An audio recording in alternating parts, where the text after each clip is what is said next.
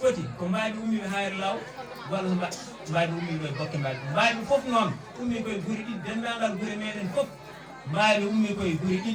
ɓe ummi hayre law ɓe ummi e Boké Mbaybé ummi ɓe hayre law ɓe ummi ɓe Boké Mbaybé so kadi jatama ɓe yiiɗi umma e baaba so yawti ɗum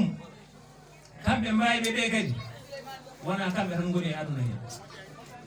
woni e maɓɓe fof wuro kala ɗo wuro ɗo woni ene jogui ganduɗa enɗam mum ene jogui ɓe jiiɗi ɗon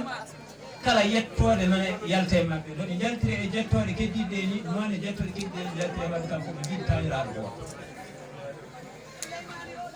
wadde en gandi dendagal enɗam Mbaybé hay goto wawa faltade noon moni fof ene jiiɗe e Mbaybé alhaji mamma aw koye Mbaybé yalti asku mum no wodi jiiɗa junnade wadde ko jubbande tan to banggal taarih Mbaybé yaltuɓe Boké Mbaybé e Mbaybé yaltuɓe hayre law ɓe nono Mali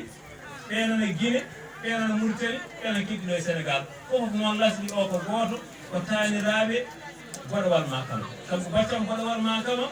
e heydende goɗowal makam e sanne goɗowal makam yiidi yumma e baba wadde kamɓe fof yiidi yumma e baba